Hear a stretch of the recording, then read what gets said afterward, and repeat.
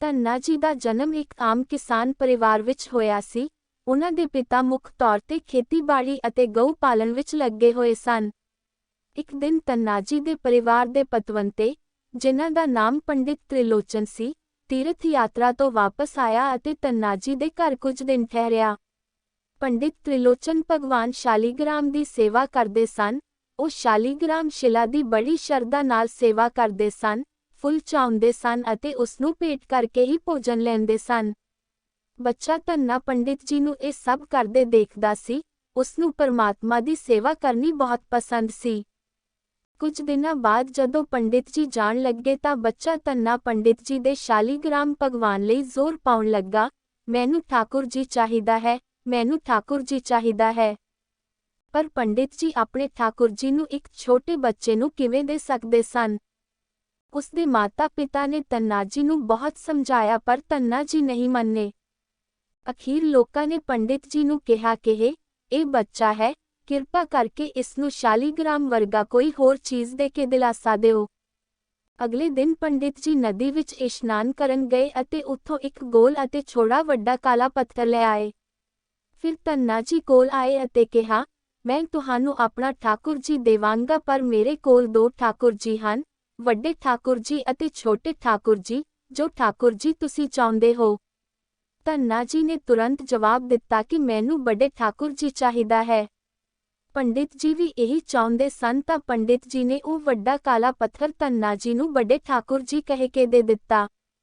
ਹੁਣ ਠਾਕੁਰ ਜੀ ਨੂੰ ਮਿਲ ਕੇ ਧੰਨਾ ਜੀ ਬਹੁਤ ਖੁਸ਼ ਹੋਏ, ਬੜੀ ਸ਼ਰਧਾ ਨਾਲ ਉਹਨਾਂ ਦੀ ਸੇਵਾ ਕਰਨ ਲੱਗੇ। ਜਦੋਂ ਵੀ ਧੰਨਾ ਜੀ ਗਾਵਾਂ ਚਰਾਉਣ ਖੇਤਾਂ ਵਿੱਚ ਜਾਂਦੇ ਤਾਂ ਠਾਕੁਰ ਜੀ ਨੂੰ ਨਾਲ ਲੈ ਜਾਂਦੇ। ਧੰਨਾ ਜੀ ਦੀ ਮਾਤਾ ਨੇ ਉਸ ਨੂੰ ਬਾਜਰੇ ਦੀ ਰੋਟੀ, ਸਬਜ਼ੀ, ਅਚਾਰ ਅਤੇ ਗੁੜ ਖਾਣ ਲਈ ਦਿੱਤਾ। ਹੁਣ ਧੰਨਾ ਜੀ ਨੇ ਵੀ ਫੈਸਲਾ ਕੀਤਾ ਕਿ ਪੰਡਿਤ ਜੀ ਵਾਂਗ ਉਹ ਠਾਕੁਰ ਜੀ ਨੂੰ ਭੋਜਨ ਛਕਾਉਣ ਤੋਂ ਬਾਅਦ ਹੀ ਭੋਜਨ ਲੈਣਗੇ। ਫਿਰ ਧੰਨਾ ਜੀ ਨੇ ਠਾਕੁਰ ਜੀ ਨੂੰ ਬੜੇ ਪਿਆਰ ਨਾਲ ਖੇਤ ਵਿੱਚ ਬੁਲਾਇਆ ਅਤੇ ਉਸ ਨੂੰ ਭੇਟਾ ਕੀਤੀ, ਪਰ ਠਾਕੁਰ ਜੀ ਨੇ ਭੇਟ ਨਹੀਂ ਕੀਤੀ। ਧੰਨਾ ਜੀ ਨੇ ਫੈਸਲਾ ਕੀਤਾ ਕਿ ਉਹ ਉਦੋਂ ਤੱਕ ਭੋਜਨ ਨਹੀਂ ਖਾਵੇਗਾ ਜਦੋਂ ਤੱਕ ਠਾਕੁਰ ਜੀ ਪ੍ਰਗਟ ਨਹੀਂ ਹੁੰਦੇ ਅਤੇ ਉਹਨਾਂ ਨੂੰ ਭੋਜਨ ਦੀ ਪੇਸ਼ਕਸ਼ ਨਹੀਂ ਕਰਦੇ। ਜਦੋਂ ਠਾਕੁਰ ਜੀ ਨੇ ਭੋਜਨ ਨਾ ਚੜਾਇਆ ਤਾਂ ਧੰਨਾ ਜੀ ਨੇ ਸ਼ਾਮ ਨੂੰ ਉਹ ਰੋਟੀ ਗਾਂ ਨੂੰ ਖਵਾਈ। ਇਹ 3 ਦਿਨ ਚੱਲਦਾ ਰਿਹਾ, ਨਾ ਤਾਂ ਠਾਕੁਰ ਜੀ ਨੇ ਭੋਜਨ ਕੀਤਾ ਅਤੇ ਨਾ ਹੀ ਧੰਨਾ ਜੀ ਨੇ ਭੋਜਨ ਲਿਆ। ਚੌਥੇ ਦਿਨ ਧੰਨਾ ਜੀ ਦੀ ਮਾਂ ਫਿਰ ਰੋਟੀ ਲੈ ਆਈ। ਹੁਣ ਧੰਨਾ ਜੀ ਖੇਤਾਂ ਵਿੱਚ ਉੱਚੀ ਉੱਚੀ ਰੋਣ ਲੱਗੇ ਅਤੇ ਠਾਕੁਰ ਜੀ ਨੂੰ ਬੇਨਤੀ ਕਰਨ ਲੱਗੇ। ਉਹ ਕਹਿਣ ਲੱਗੇ, ਤੁਸੀਂ ਵੱਡੇ ਠਾਕੁਰ ਜੀ, ਲੋਕ ਤੁਹਾਨੂੰ ਹਰ ਰੋਜ਼ 56 ਦੇ ਭੋਗ ਜ਼ਰੂਰ ਪਾਉਂਦੇ ਹਨ, ਪਰ ਮੈਂ, ਇੱਕ ਬੱਚਾ, ਪਿਛਲੇ 3 ਦਿਨਾਂ ਤੋਂ ਭੁੱਖਾ ਅਤੇ ਪਰੇਸ਼ਾਨ ਹਾਂ। ਦਿਨ, ਤੁਹਾਨੂੰ ਮੇਰੀ ਮਦਦ ਕਰਨੀ ਚਾਹੀਦੀ ਹੈ, ਪਰ ਤੁਹਾਨੂੰ ਤਰਸ ਨਾ ਆਵੇ, ਮੇਰੇ ਤੇ ਕਿਰਪਾ ਕਰੋ ਅਤੇ ਮੈਨੂੰ ਕੁਝ ਭੋਜਨ ਦੇ ਦਿਓ ਤਾਂ ਜੋ ਮੈਂ ਵੀ ਕੁਝ ਖਾ ਸਕਾਂ, ਕਿਉਂਕਿ ਪੰਡਿਤ ਜੀ ਨੇ ਕਿਹਾ ਹੈ ਕਿ ਮੈਨੂੰ ਤੁਹਾਨੂੰ ਭੋਜਨ ਦਿੱਤੇ ਬਿਨਾਂ ਕੁਝ ਨਹੀਂ ਖਾਣਾ ਚਾਹੀਦਾ। ਇਸ ਲਈ ਪਹਿਲਾਂ ਤੁਸੀਂ ਖਾਓ ਫਿਰ ਹੀ ਮੈਂ ਖਾ ਸਕਾਂਗਾ। ਧੰਨਾ ਜੀ ਦੀ ਨਿਰਦੋਸ਼ ਪ੍ਰਾਰਥਨਾ ਸੁਣ ਕੇ ਭਗਵਾਨ ਸ਼੍ਰੀ ਕ੍ਰਿਸ਼ਨ ਵਿਅਕਤੀਗਤ ਰੂਪ ਵਿੱਚ ਪ੍ਰਗਟ ਹੋਏ। ਠਾਕੁਰ ਜੀ ਨੂੰ ਦੇਖ ਕੇ ਧੰਨਾ ਜੀ ਬਹੁਤ ਖੁਸ਼ ਹੋਏ। ਉਸਨੇ ਠਾਕੁਰ ਜੀ ਨੂੰ ਬਾਜਰੇ ਦੀ ਰੋਟੀ, ਸਬਜ਼ੀ ਅਤੇ ਆਪਣੀ ਮਾਂ ਦੁਆਰਾ ਦਿੱਤੀ ਗੁੜ ਖਾਣ ਲਈ ਦਿੱਤੀ। ਠਾਕੁਰ ਜੀ ਬੜੇ ਚਾਅ ਨਾਲ ਰੋਟੀ ਖਾਣ ਲੱਗੇ। ਠਾਕੁਰ ਜੀ ਨੇ 4 ਵਿੱਚੋਂ 2 ਰੋਟੀਆਂ ਖਾ ਲਈਆਂ। ਠਾਕੁਰ ਜੀ ਨੇ ਤੀਜੀ ਰੋਟੀ ਖਾਣੀ ਸ਼ੁਰੂ ਕੀਤੀ ਤਾਂ ਧੰਨਾ ਜੀ ਨੇ ਹੱਥ ਫੜ ਕੇ ਕਿਹਾ ਕਿ ਤੁਸੀਂ ਸਾਰੀਆਂ ਰੋਟੀਆਂ ਆਪ ਖਾਓਗੇ। ਮੈਂ ਵੀ ਭੁੱਖਾ ਹਾਂ, ਪਿਛਲੇ 4 ਦਿਨਾਂ ਤੋਂ ਭੁੱਖਾ ਹਾਂ, ਖਾਦਾ ਵੀ ਨਹੀਂ ਸੀ। ਤੁਸੀਂ 2 ਚਪਾਤੀਆਂ ਖਾ ਲਈਆਂ ਹਨ, ਹੁਣ ਮੇਰੇ ਲਈ 2 ਚਪਾਤੀਆਂ ਛੱਡ ਦਿਓ।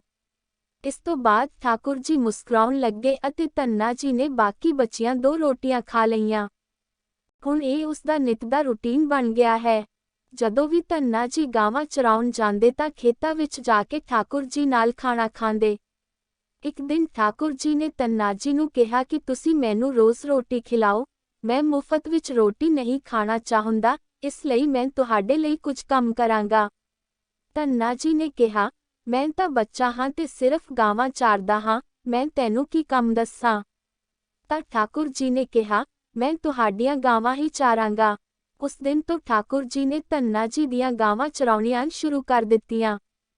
ਇੱਕ ਦਿਨ ਧੰਨਾ ਜੀ ਨੇ ਠਾਕੁਰ ਜੀ ਨੂੰ ਪੁੱਛਿਆ ਕਿ ਤੁਸੀਂ ਮੈਨੂੰ ਆਪਣੇ ਹਿਰਦੇ ਵਿੱਚ ਕਬੂਲ ਕਿਉਂ ਨਹੀਂ ਕਰਦੇ ਤਾਂ ਠਾਕੁਰ ਜੀ ਨੇ ਕਿਹਾ, ਮੈਂ ਤੁਹਾਨੂੰ ਦਿਸ ਗਿਆ ਹਾਂ, ਪਰ ਮੈਂ ਤੁਹਾਨੂੰ ਉਦੋਂ ਹੀ ਪ੍ਰਗਟ ਹੁੰਦਾ ਹਾਂ ਜਦੋਂ ਇੱਕ ਸਤਿਗੁਰੂ ਆਤਮਾ ਨੂੰ ਸਵੀਕਾਰ ਕਰਦਾ ਹੈ। ਅੱਜ ਤੱਕ ਤੁਸੀਂ ਕਿਸੇ ਵੀ ਗੁਰੂ ਨੂੰ ਨਹੀਂ ਮੰਨਿਆ।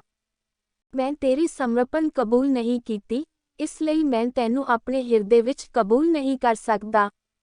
ਫਿਰ ਧੰਨਾ ਜੀ ਨੇ ਕਿਹਾ, ਮੈਨੂੰ ਨਹੀਂ ਪਤਾ ਕਿ ਗੁਰੂ ਕਿਸ ਨੂੰ ਕਿਹਾ ਜਾਂਦਾ ਹੈ, ਫਿਰ ਮੈਂ ਕਿਸ ਨੂੰ ਗੁਰੂ ਬਣਾਵਾਂ।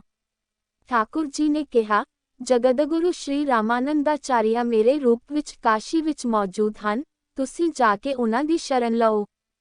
ਠਾਕੁਰ ਜੀ ਅਨੁਸਾਰ ਧੰਨਾ ਜੀ ਨੇ ਕਾਸ਼ੀ ਜਾ ਕੇ ਸ਼੍ਰੀ ਰਾਮਾਨੰਦਾਚਾਰੀਆ ਜੀ ਨੂੰ ਸਮਰਪਣ ਕੀਤਾ। ਉਸ ਸਮੇਂ ਧੰਨਾ ਜੀ ਦੀ ਉਮਰ 15-16 ਸਾਲ ਦੇ ਕਰੀਬ ਸੀ। ਸ਼੍ਰੀ ਰਾਮਾਨੰਦਾਚਾਰੀਆ ਜੀ ਨੇ ਧੰਨਾ ਜੀ ਨੂੰ ਆਪਣਾ ਚੇਲਾ ਮੰਨ ਲਿਆ ਅਤੇ ਉਹਨਾਂ ਨੂੰ ਆਪਣੇ ਘਰ ਜਾਣ ਦਾ ਹੁਕਮ ਦਿੱਤਾ। ਧੰਨਾ ਜੀ ਨੇ ਕਿਹਾ, ਗੁਰੂ ਜੀ ਹੁਣ ਮੈਂ ਘਰ ਨਹੀਂ ਜਾਣਾ ਚਾਹੁੰਦਾ, ਫਿਰ ਤੁਸੀਂ ਮੈਨੂੰ ਘਰ ਜਾਣ ਦਾ ਹੁਕਮ ਕਿਉਂ ਦੇ ਰਹੇ ਹੋ? ਗੁਰੂ ਜੀ ਨੇ ਕਿਹਾ, ਜੇਕਰ ਤੁਸੀਂ ਇੱਥੇ ਰਹਿ ਕੇ ਭਜਨ ਕਰੋਗੇ ਤਾਂ ਹੀ ਕਲਿਆਣ ਹੋਵੇਗੀ, ਪਰ ਜੇਕਰ ਤੁਸੀਂ ਆਪਣੇ ਘਰ ਜਾ ਕੇ ਖੇਤੀ ਕਰਦੇ ਹੋਏ ਭਜਨ ਕਰੋਗੇ ਅਤੇ ਮਾਤਾ ਪਿਤਾ ਦੀ ਸੇਵਾ ਕਰੋਗੇ ਤਾਂ ਤੁਹਾਡੇ ਨਾਲ ਕਈ ਜੀਵ ਬਚ ਜਾਣਗੇ। ਗੁਰੂ ਜੀ ਦੇ ਹੁਕਮ ਤੇ ਧੰਨਾ ਜੀ ਘਰ ਪਰਤ ਆਏ। ਇਸ ਤੋਂ ਬਾਅਦ ਜਿਵੇਂ ਹੀ ਧੰਨਾ ਜੀ ਘਰ ਪਹੁੰਚੇ ਤਾਂ ਠਾਕੁਰ ਜੀ ਨੇ ਉਹਨਾਂ ਨੂੰ ਆਪਣੇ ਦਿਲ ਨਾਲ ਗਲੇ ਲਗਾ ਲਿਆ। ਇਸ ਤੋਂ ਬਾਅਦ ਧੰਨਾ ਜੀ ਨੇ ਸੰਤਾਂ ਦੀ ਬਹੁਤ ਸੇਵਾ ਕਰਨੀ ਸ਼ੁਰੂ ਕਰ ਦਿੱਤੀ। ਜਦੋਂ ਵੀ ਕੋਈ ਸੰਤ ਉਹਨਾਂ ਦੇ ਪਿੰਡ ਆਉਂਦਾ ਤਾਂ ਧੰਨਾ ਜੀ ਉਹਨਾਂ ਨੂੰ ਆਪਣੇ ਘਰ ਲੈ ਆਉਂਦੇ ਅਤੇ ਬੜੇ ਪਿਆਰ ਨਾਲ ਉਹਨਾਂ ਦੀ ਸੇਵਾ ਕਰਦੇ ਅਤੇ ਉਹਨਾਂ ਨੂੰ ਭੋਜਨ ਦਿੰਦੇ। ਸੰਤਾਂ ਦੀ ਸੇਵਾ ਕਰਕੇ ਹੁਣ ਦੂਰੋਂ ਸਾਧੂ ਸੰਤਾਂ ਉਸ ਦੇ ਘਰ ਆਉਣ ਲੱਗ ਪਈਆਂ। ਧੰਨਾ ਜੀ ਉਹਨਾਂ ਸਾਰਿਆਂ ਦਾ ਬੜੇ ਪਿਆਰ ਨਾਲ ਸਵਾਗਤ ਕਰਦੇ ਅਤੇ ਸਾਰਿਆਂ ਨੂੰ ਭੋਜਨ ਪਰੋਸਦੇ। ਇੱਕ ਦਿਨ ਧੰਨਾ ਜੀ ਦੇ ਪਿਤਾ ਨੇ ਧੰਨਾ ਜੀ ਨੂੰ ਕਿਹਾ, ਦੇਖੋ ਭਾਈ, ਅਸੀਂ ਪਰਿਵਾਰ ਵਾਲੇ ਹਾਂ, ਜੇਕਰ ਕੋਈ ਸਾਧੂ ਮਹੀਨੇ ਵਿੱਚ ਇੱਕ ਵਾਰ ਆ ਜਾਵੇ ਤਾਂ ਅਸੀਂ ਉਸ ਦੀ ਸੇਵਾ ਵੀ ਕਰਾਂਗੇ ਅਤੇ ਉਸ ਨੂੰ ਭੋਜਨ ਵੀ ਖਵਾਵਾਂਗੇ, ਪਰ ਤੁਹਾਡੀ ਇਹਨਾਂ ਸਾਧਾਂ ਨਾਲ ਅਜਿਹੀ ਦੋਸਤੀ ਹੋਣੀ ਚਾਹੀਦੀ ਹੈ। ਹਰ ਦੂਜੇ ਦਿਨ ਕੋਈ ਨਾ ਕੋਈ ਸਾਧੂ ਆਉਂਦਾ ਹੈ ਅਤੇ ਇੱਕ ਜਾਂ ਦੋ ਹੋਰ ਆਪਣੇ ਨਾਲ ਲੈ ਆਉਂਦਾ ਹੈ। ਇਹ ਠੀਕ ਨਹੀਂ ਕਿ ਅਸੀਂ ਖੇਤੀ ਦਾ ਕੰਮ ਕਰੀਏ ਜਾਂ ਇਹਨਾਂ ਸਾਧਾਂ ਦੀ ਸੇਵਾ ਕਰੀਏ। ਤੁਸੀਂ ਅਜੇ ਬੱਚੇ ਹੋ, ਤੁਸੀਂ ਕੁਝ ਨਹੀਂ ਕਮਾਉਂਦੇ, ਅਸੀਂ ਵੀ ਤੁਹਾਡੀ ਦੇਖਭਾਲ ਕਰਦੇ ਹਾਂ ਅਤੇ ਇਸ ਤੋਂ ਉੱਪਰ ਤੁਸੀਂ ਰਿਸ਼ੀ ਕਹਿੰਦੇ ਹੋ।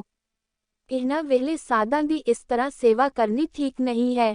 ਇਸ ਲਈ ਇੱਕ ਗੱਲ ਕੰਨ ਖੋਲ ਕੇ ਸੁਣ ਲਵੋ, ਅੱਜ ਤੋਂ ਬਾਅਦ ਜੇਕਰ ਤੁਸੀਂ ਕਿਸੇ ਸਾਧੂ ਨੂੰ ਘਰ ਲੈ ਕੇ ਆਏ ਤਾਂ ਮੈਂ ਉਸ ਨੂੰ ਘਰ ਨਹੀਂ ਵੜਨ ਦਿਆਂਗਾ। ਜੇਕਰ ਤੁਸੀਂ ਕਿਸੇ ਸੰਤ ਦੀ ਸੇਵਾ ਕਰਨੀ ਹੈ ਤਾਂ ਪਹਿਲਾਂ ਕੁਝ ਪੈਸਾ ਕਮਾਓ ਅਤੇ ਫਿਰ ਆਪਣੀ ਕਮਾਈ ਨਾਲ ਸੰਤ ਦੀ ਸੇਵਾ ਕਰੋ। ਪਿਤਾ ਦੀਆਂ ਗੱਲਾਂ ਸੁਣ ਕੇ ਧੰਨਾ ਜੀ ਉਦਾਸ ਹੋ ਗਏ ਅਤੇ ਚੁੱਪਚਾਪ ਖੜੇ ਹੋ ਗਏ ਤਾਂ ਪਿਤਾ ਨੇ ਧੰਨਾ ਜੀ ਨੂੰ ਝਿੜਕਿਆ ਅਤੇ ਕਿਹਾ ਕਿ ਅੱਜ ਤੋਂ ਬਾਅਦ ਕਿਸੇ ਸਾਧੂ ਨੂੰ ਘਰ ਵਿੱਚ ਨਾ ਲਿਆਓ ਅਤੇ ਜਾ ਕੇ ਖੇਤਾਂ ਵਿੱਚ ਕਣਕ ਬੀਜੋ। ਖੇਤ ਤਿਆਰ ਹੈ, ਕਣਕ ਦਾ ਬੀਜ ਬੋਰੀ ਵਿੱਚ ਰੱਖਿਆ ਹੋਇਆ ਹੈ, ਇਸ ਨੂੰ ਬੈਲ ਗੱਡੀ ਵਿੱਚ ਲੈ ਕੇ ਖੇਤ ਵਿੱਚ ਬੀਜੋ। ਧੰਨਾ ਜੀ ਨੇ ਕਣਕ ਨੂੰ ਬੈਲਗੱਡੀ ਵਿੱਚ ਰੱਖਿਆ ਅਤੇ ਖੇਤ ਵਿੱਚ ਬੀਜਣਾ ਸ਼ੁਰੂ ਕਰ ਦਿੱਤਾ। ਧੰਨਾ ਜੀ ਥੋੜੀ ਦੂਰ ਤੁਰੇ ਹੀ ਸਨ ਕਿ ਰਸਤੇ ਵਿੱਚ 5-6 ਸੰਤਾਂ ਦੇ ਜਥੇ ਨੂੰ ਆਉਂਦੇ ਦੇਖਿਆ। ਧੰਨਾ ਜੀ ਨੇ ਬਲਦ ਗੱਡੀ ਤੋਂ ਹੇਠਾਂ ਉਤਰ ਕੇ ਉਸ ਅੱਗੇ ਮੱਥਾ ਟੇਕਿਆ। ਸੰਤਾਂ ਨੇ ਧੰਨਾ ਜੀ ਨੂੰ ਆਸ਼ੀਰਵਾਦ ਦਿੱਤਾ ਅਤੇ ਪੁੱਛਿਆ, ਪੁੱਤਰ, ਇਸ ਪਿੰਡ ਵਿੱਚ ਧੰਨਾ ਜੀ ਦਾ ਘਰ ਕਿਹੜਾ ਹੈ? ਮੈਂ ਸੁਣਿਆ ਹੈ ਕਿ ਉਹ ਜਗਦਗੁਰੂ ਸ਼੍ਰੀ ਰਾਮਾਨੰਦਾਚਾਰੀਆ ਦੇ ਚੇਲੇ ਹਨ ਅਤੇ ਬਹੁਤ ਛੋਟੀ ਉਮਰ ਵਿੱਚ ਉਹਨਾਂ ਨੇ ਭਗਵਾਨ ਦੇ ਦਰਸ਼ਨ ਕੀਤੇ ਹਨ। ਅਸੀਂ ਵੀ ਉਸ ਨੂੰ ਦੇਖਣਾ ਚਾਹੁੰਦੇ ਹਾਂ।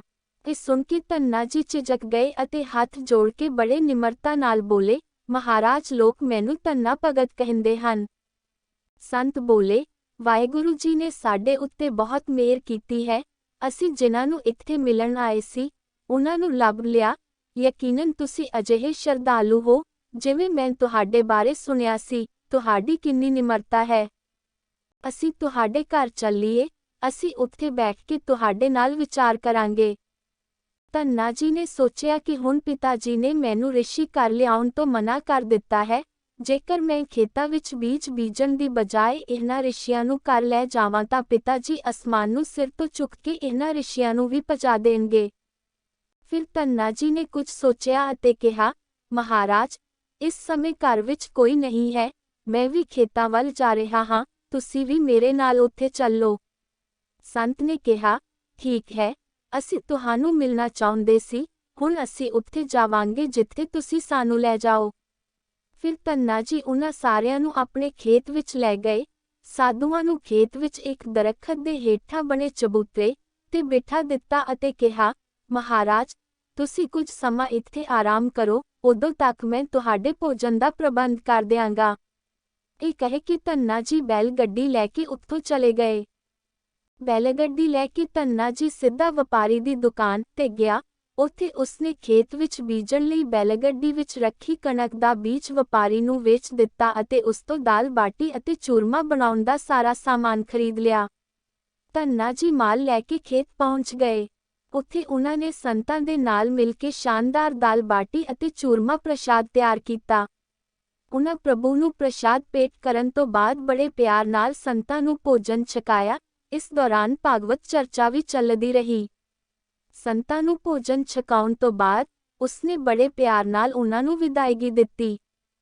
ਸੰਤਾਂ ਦੇ ਚਲੇ ਜਾਣ ਤੋਂ ਬਾਅਦ ਧੰਨਾ ਜੀ ਨੇ ਸੋਚਣਾ ਸ਼ੁਰੂ ਕਰ ਦਿੱਤਾ ਕਿ ਉਹ ਤਾਂ ਬੀਜੀ ਕਣਕ ਵੇਚ ਕੇ ਸੰਤਾਂ ਨੂੰ ਭੋਜਨ ਦੇ ਦਿੱਤਾ ਹੈ, ਹੁਣ ਖੇਤ ਵਿੱਚ ਕੀ ਬੀਜਿਆ ਜਾਵੇ। ਜੇ ਮੈਂ ਦੁਬਾਰਾ ਪਿਤਾ ਜੀ ਤੋਂ ਬੀਜ ਮੰਗਣ ਗਿਆ ਤਾਂ ਪਿਤਾ ਜੀ ਬਹੁਤ ਗੁੱਸੇ ਹੋਣਗੇ। ਇਹ ਸੋਚ ਕੇ ਧੰਨਾ ਜੀ ਨੇ ਬੋਰੀਆਂ ਵਿੱਚ ਰੇਤ ਭਰੀ ਅਤੇ ਉਸ ਰੇਤ ਨੂੰ ਆਲੇ ਦੁਆਲੇ ਦੇ ਲੋਕਾਂ ਨੂੰ ਦਿਖਾਈ ਦੇਣ ਲਈ ਖੇਤਾਂ ਵਿੱਚ ਬੀਜਣਾ ਸ਼ੁਰੂ ਕਰ ਦਿੱਤਾ। ਰਾਮ ਰਾਮ ਦਾ ਨਾਮ ਜਪਦਿਆਂ ਧੰਨਾ ਜੀ ਨੇ ਸ਼ਾਮ ਤੱਕ ਸਾਰੀ ਰੇਤ ਬੋਰੀਆਂ ਵਿੱਚ ਭਰ ਕੇ ਖੇਤ ਵਿੱਚ ਛਿੜਕ ਦਿੱਤੀ। ਨੇੜਲੇ ਖੇਤਾਂ ਦੇ ਕਿਸਾਨ ਧੰਨਾ ਜੀ ਨੂੰ ਖੇਤਾਂ ਵਿੱਚ ਕਣਕ ਦੀ ਬਿਜਾਈ ਕਰਦੇ ਦੇਖ ਰਹੇ ਸਨ, ਪਰ ਉਹ ਖੇਤਾਂ ਵਿੱਚ ਰੇਤ ਦੀ ਬਿਜਾਈ ਕਰ ਰਿਹਾ ਸੀ। ਖੇਤ ਬੀਜਣ ਤੋਂ ਬਾਅਦ ਧੰਨਾ ਜੀ ਬੜੇ ਪ੍ਰਸੰਨ ਮਨ ਨਾਲ ਘਰ ਵੱਲ ਤੁਰ ਪਏ। ਉਹ ਸੋਚਣ ਲੱਗੇ ਕਿ ਜੇ ਖੇਤ ਵਿੱਚ ਕੁਝ ਨਾ ਉੱਗਿਆ ਤਾਂ ਉਸ ਦੀ ਸੰਭਾਲ ਕਰਨ ਦੀ ਲੋੜ ਹੀ ਨਹੀਂ ਪਵੇਗੀ। ਘਰ ਵਿੱਚ ਪਿਤਾ ਨੇ ਪੁੱਛਿਆ ਕਿ ਕਿਸਾਨ ਖੇਤ ਵਿੱਚ ਆਇਆ ਹੈ ਤਾਂ ਧੰਨਾ ਜੀ ਨੇ ਕਿਹਾ, ਹਾਂ ਪਿਤਾ ਜੀ, ਕਿਸਾਨ ਆ ਗਿਆ ਹੈ। ਕੁਝ ਦਿਨਾਂ ਬਾਅਦ ਧੰਨਾ ਜੀ ਦੇ ਪਿਤਾ ਅਤੇ ਪਿੰਡ ਦੇ ਕੁਝ ਬਜ਼ੁਰਗ ਧੰਨਾ ਜੀ ਕੋਲ ਆਏ ਅਤੇ ਕਹਿਣ ਲੱਗੇ ਕਿ ਤੁਸੀਂ ਕਿਸ ਤਰ੍ਹਾਂ ਦਾ ਖੇਤ ਬੀਜਿਆ ਹੈ, ਅਸੀਂ ਅੱਜ ਤੱਕ ਆਪਣੀ ਜ਼ਿੰਦਗੀ ਵਿੱਚ ਅਜਿਹੀ ਫਸਲ ਨਹੀਂ ਦੇਖੀ। ਇੰਜ ਜਾਪਦਾ ਹੈ ਜਿਵੇਂ ਕਣਕ ਦਾ ਇੱਕ ਦਾਣਾ ਬਰਾਬਰ ਦੂਰੀ ਤੇ ਮਿਣ ਕੇ ਬੀਜਿਆ ਗਿਆ ਹੋਵੇ ਅਤੇ ਸਾਰੇ ਦਾਣੇ ਪੁੰਗਰ ਗਏ ਹੋਣ। ਇੰਨੀ ਸੋਹਣੀ ਫਸਲ ਅਸੀਂ ਕਦੇ ਨਹੀਂ ਦੇਖੀ, ਤੁਸੀਂ ਇਹ ਸਭ ਕਿਵੇਂ ਕੀਤਾ? ਧੰਨਾ ਜੀ ਸੋਚਣ ਲੱਗੇ ਕਿ ਇਹ ਸਾਰੇ ਉਸ ਨੂੰ ਤਾਨੇ ਮਾਰ ਰਹੇ ਹਨ, ਖੇਤ ਵਿੱਚ ਕੁਝ ਨਹੀਂ ਵਧੇਗਾ, ਇਸੇ ਲਈ ਉਹ ਅਜਿਹੀਆਂ ਗੱਲਾਂ ਕਹਿ ਰਹੇ ਹਨ। ਫਿਰ ਧੰਨਾ ਜੀ ਨੇ ਆਪ ਖੇਤਾਂ ਵਿੱਚ ਜਾ ਕੇ ਦੇਖਿਆ। ਉੱਥੇ ਜਾ ਕੇ ਉਹ ਇਹ ਦੇਖ ਕੇ ਹੈਰਾਨ ਰਹਿ ਗਿਆ ਕਿ ਜਿਸ ਖੇਤ ਵਿੱਚ ਉਸਨੇ ਰੇਤ ਬੀਜੀ ਸੀ, ਉਸ ਵਿੱਚ ਇੱਕ ਫਸਲ ਉੱਗੀ ਹੋਈ ਸੀ ਅਤੇ ਉਸਨੇ ਵੀ ਅਜਿਹੀ ਖੂਬਸੂਰਤ ਫਸਲ ਕਦੇ ਨਹੀਂ ਦੇਖੀ ਸੀ। ਫਸਲ ਦੇਖ ਕੇ ਧੰਨਾ ਜੀ ਨੂੰ ਰੱਬ ਦੀ ਮਿਹਰ ਮਹਿਸੂਸ ਹੋਈ ਅਤੇ ਉਹਨਾਂ ਦੀਆਂ ਅੱਖਾਂ ਵਿੱਚੋਂ ਹੰਝੂ ਨਿਕਲ ਆਏ। ਧੰਨਾ ਜੀ ਉੱਚੀ ਉੱਚੀ ਰੋਣ ਲੱਗੇ। ਜਦੋਂ ਧੰਨਾ ਜੀ ਦੇ ਪਿਤਾ ਅਤੇ ਹੋਰ ਪਿੰਡ ਵਾਸੀਆਂ ਨੇ ਰੋਣ ਦਾ ਕਾਰਨ ਪੁੱਛਿਆ, ਫਿਰ ਧੰਨਾ ਜੀ ਨੇ ਰੋਂਦੇ ਹੋਏ ਸਾਰੀ ਘਟਨਾ ਬਿਆਨ ਕੀਤੀ। ਧੰਨਾ ਜੀ ਨੇ ਕਿਹਾ, ਪਿਤਾ ਜੀ, ਜਦੋਂ ਤੁਸੀਂ ਸੰਤਾਂ ਨੂੰ ਘਰ ਲਿਆਉਣ ਤੋਂ ਮਨਾ ਕੀਤਾ ਸੀ ਅਤੇ ਖੇਤ ਬੀਜਣ ਲਈ ਕਣਕ ਦਿੱਤੀ ਸੀ, ਉਸੇ ਦਿਨ ਮੈਨੂੰ ਰਸਤੇ ਵਿੱਚ ਕੁਝ ਸੰਤ ਮਿਲੇ ਸਨ। ਮੈਂ ਉਹਨਾਂ ਸੰਤਾਂ ਦੀ ਮੇਜ਼ਬਾਨੀ ਆਪਣੇ ਖੇਤ ਵਿੱਚ ਕੀਤੀ ਅਤੇ ਬੀਜੀ ਕਣਕ ਵਪਾਰੀ ਨੂੰ ਵੇਚ ਦਿੱਤੀ ਅਤੇ ਸੰਤਾਂ ਨੂੰ ਭੋਜਨ ਦਿੱਤਾ। ਇਸ ਤੋਂ ਬਾਅਦ ਮੈਂ ਖੇਤਾਂ ਵਿੱਚ ਰੇਤ ਬੀਜੀ। ਮੈਨੂੰ ਨਹੀਂ ਪਤਾ ਕਿ ਰੇਤ ਬੀਜਣ ਤੋਂ ਬਾਅਦ ਇਹ ਫਸਲ ਕਿਵੇਂ ਉੱਗ ਗਈ। ਧੰਨਾ ਜੀ ਦੀ ਇਹ ਗੱਲ ਸੁਣ ਕੇ ਉਹਨਾਂ ਦੇ ਪਿਤਾ ਵੀ ਰੋ ਪਏ ਅਤੇ ਬੋਲੇ, ਮੈਂ ਧੰਨ ਹਾਂ ਕਿ ਮੇਰੇ ਘਰ ਅਜਿਹੇ ਪੁੱਤਰ ਨੇ ਜਨਮ ਲਿਆ। ਅੱਜ ਤੋਂ ਬਾਅਦ ਅਸੀਂ ਤੁਹਾਨੂੰ ਨਹੀਂ ਰੋਕਾਂਗੇ, ਕਈ ਸੰਤਾਂ ਨੂੰ ਬੁਲਾਵਾਂਗੇ, ਕਈ ਸੰਤਾਂ ਦੀ ਸੇਵਾ ਕੀਤੀ ਹੈ, ਅਸੀਂ ਤੁਹਾਨੂੰ ਫਿਰ ਕਦੇ ਵੀ ਇਨਕਾਰ ਨਹੀਂ ਕਰਾਂਗੇ। ਅੱਜ ਤੋਂ ਮੈਂ ਵੀ ਤੇਰੇ ਨਾਲ ਪਰਮਾਤਮਾ ਦੀ ਭਗਤੀ ਕਰਾਂਗਾ ਅਤੇ ਸੰਤਾਂ ਦੀ ਸੇਵਾ ਕਰਾਂਗਾ। ਇਸ ਤੋਂ ਬਾਅਦ ਧੰਨਾ ਜੀ ਅਤੇ ਉਹਨਾਂ ਦੇ ਪਰਿਵਾਰ ਨੇ ਕਈ ਸੰਤਾਂ ਦੀ ਸੇਵਾ ਕਰਨੀ ਸ਼ੁਰੂ ਕਰ ਦਿੱਤੀ। ਕੁਝ ਸਮੇਂ ਬਾਅਦ ਧੰਨਾ ਜੀ ਵੱਲੋਂ ਉਗਾਈ ਫਸਲ ਦੀ ਵਾਢੀ ਦਾ ਸਮਾਂ ਆ ਗਿਆ। ਉਸ ਫਸਲ ਨੇ ਉਨੀ ਹੀ ਕਣਕ ਨਾਲੋਂ 50 ਗੁਣਾ ਜ਼ਿਆਦਾ ਕਣਕ ਪੈਦਾ ਕੀਤੀ। ਇਹ ਕਣਕ ਇੰਨੀ ਜ਼ਿਆਦਾ ਸੀ ਕਿ ਇਸ ਨੂੰ ਸਟੋਰ ਕਰਨ ਲਈ ਜਗ੍ਹਾ ਨਹੀਂ ਬਚੀ। ਧੰਨਾ ਜੀ ਦੀ ਫਸਲ ਦੇਖ ਕੇ ਪਿੰਡ ਦੇ ਸਾਰੇ ਲੋਕ ਹੈਰਾਨ ਹੋਣ ਲੱਗੇ। ਹੁਣ ਧੰਨਾ ਜੀ ਅਤੇ ਉਹਨਾਂ ਦਾ ਪਰਿਵਾਰ ਸੰਤਾਂ ਦੀ ਸੇਵਾ ਅਤੇ ਆਪਣੀ ਸਮਰੱਥਾ ਅਨੁਸਾਰ ਪਰਮਾਤਮਾ ਦੀ ਭਗਤੀ ਕਰਨ ਲੱਗ ਪਿਆ। ਉਹਨਾਂ ਦੇ ਘਰ ਹਰ ਸਮੇਂ ਸੰਤਾਂ ਮਹਾਂਪੁਰਖਾਂ ਦੀ ਭੀੜ ਰਹਿੰਦੀ ਸੀ। ਸੰਤਾਂ ਮਹਾਂਪੁਰਖਾਂ ਦਾ ਵੱਡਾ ਇਕੱਠ ਹੁੰਦਾ ਸੀ। ਧੰਨਾ ਜੀ ਉਹਨਾਂ ਸਾਰਿਆਂ ਦਾ ਬੜੇ ਪਿਆਰ ਨਾਲ ਸਵਾਗਤ ਕਰਦੇ ਸਨ। ਹੁਣ ਜਦੋਂ ਵੀ ਧੰਨਾ ਜੀ ਖੇਤਾਂ ਵਿੱਚ ਫਸਲ ਬੀਜਦੇ ਸਨ ਤਾਂ ਉਹ ਜਿਹੀਆਂ ਫਸਲਾਂ ਦਿਖਾਈ ਦੇਣ ਲੱਗ ਪਈਆਂ ਸਨ। ਹੁਣ ਧੰਨਾ ਜੀ ਆਪਣੇ ਪਿੰਡ ਦਾ ਵੱਡਾ ਕਿਸਾਨ ਬਣ ਗਿਆ ਸੀ। ਪਿੰਡ ਦੇ ਸਾਰੇ ਲੋਕ ਧੰਨਾ ਜੀ ਨੂੰ ਕਰਾਮਤੀ ਸੰਤ ਸਮਝਣ ਲੱਗ ਪਏ ਅਤੇ ਉਸ ਦੇ ਖੇਤਾਂ ਦੀ ਮਿੱਟੀ ਨੂੰ ਵੀ ਚਮਤਕਾਰੀ ਸਮਝਣ ਲੱਗ ਪਏ। ਹੁਣ ਜਿਨ੍ਹਾਂ ਲੋਕਾਂ ਦੇ ਖੇਤਾਂ ਵਿੱਚ ਫਸਲਾਂ ਨਹੀਂ ਹੁੰਦੀਆਂ ਸਨ, ਉਹ ਧੰਨਾ ਜੀ ਦੇ ਖੇਤਾਂ ਵਿੱਚੋਂ ਮਿੱਟੀ ਚੁੱਕ ਕੇ ਆਪਣੇ ਖੇਤਾਂ ਵਿੱਚ ਛਿੜਕਦੇ ਸਨ, ਜਿਸ ਕਾਰਨ ਉਹਨਾਂ ਦੀ ਫਸਲ ਵੀ ਚੰਗੀ ਹੋਣ ਲੱਗੀ ਸੀ। ਚਾਰੇ ਪਾਸੇ ਧੰਨਾ ਜੀ ਦੀ ਜੈ ਜੈਕਾਰ ਹੋ ਰਹੀ। ਇੱਕ ਵਾਰ ਭਗਵਾਨ ਨੇ ਧੰਨਾ ਜੀ ਦੀ ਪਰਖ ਕਰਨੀ ਚਾਹੀ ਤਾਂ ਧੰਨਾ ਜੀ ਦੇ ਪਿੰਡ ਵਿੱਚ ਕਾਲ ਪੈ ਗਿਆ। ਧੰਨਾ ਜੀ ਇੱਕ ਵੱਡਾ ਕਿਸਾਨ ਸੀ, ਉਸ ਕੋਲ ਬਹੁਤ ਖੇਤੀ ਸੀ ਅਤੇ ਅਨਾਜ ਦੇ ਭੰਡਾਰ ਭਰੇ ਹੋਏ ਸਨ। ਅਕਾਲ ਕਾਰਨ ਉਸ ਦੇ ਪਿੰਡ ਅਤੇ ਆਸ-ਪਾਸ ਦੇ ਬ੍ਰਾਹਮਣ, ਸੰਤ, ਗਰੀਬ ਅਤੇ ਲੋੜਵੰਦ ਲੋਕ ਮਦਦ ਦੀ ਆਸ ਵਿੱਚ ਧੰਨਾ ਜੀ ਕੋਲ ਆਉਣ ਲੱਗੇ। ਧੰਨਾ ਜੀ ਨੇ ਵੀ ਉਸ ਨੂੰ ਦੋਹਾਂ ਹੱਥਾਂ ਨਾਲ ਖਜ਼ਾਨਾ ਦੇਣਾ ਸ਼ੁਰੂ ਕਰ ਦਿੱਤਾ ਅਤੇ ਕੋਈ ਵੀ ਲੋੜਵੰਦ ਕਦੇ ਵੀ ਉਸ ਦੇ ਘਰੋਂ ਖਾਲੀ ਹੱਥ ਨਹੀਂ ਪਰਤਿਆ। ਹੌਲੀ-ਹੌਲੀ ਧੰਨਾ ਜੀ ਦੇ ਅਨਾਜ ਦੀ ਘਾਟ ਸ਼ੁਰੂ ਹੋ ਗਈ, ਪਰ ਧੰਨਾ ਜੀ ਨੇ ਫੈਸਲਾ ਕੀਤਾ ਕਿ ਜਦੋਂ ਤੱਕ ਉਹ ਸਮਰੱਥ ਹੈ, ਉਹ ਕਿਸੇ ਵੀ ਲੋੜਵੰਦ ਨੂੰ ਨਿਰਾਸ਼ ਨਹੀਂ ਕਰੇਗਾ ਅਤੇ ਆਪਣੀ ਮਲਕੀਅਤ ਦਾ ਸਭ ਕੁਝ ਵੇਚ ਕੇ ਵੀ ਲੋਕਾਂ ਦੀ ਮਦਦ ਕਰੇਗਾ।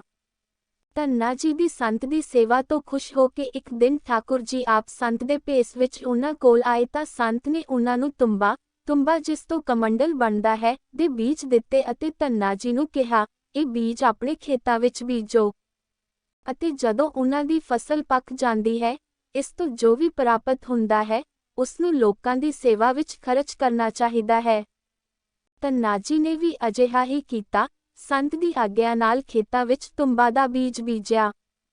ਪਿੰਡ ਦੇ ਲੋਕ ਕਹਿਣ ਲੱਗੇ ਕਿ ਲੱਗਦਾ ਹੈ ਧੰਨਾ ਜੀ ਪਾਗਲ ਹੋ ਗਿਆ ਹੈ, ਉਹ ਇੰਨੇ ਭਿਆਨਕ ਕਾਲ ਵਿੱਚ ਫਸਲ ਬੀਜ ਰਿਹਾ ਹੈ ਅਤੇ ਉਹ ਵੀ ਤੁੰਬਾ ਦੀ।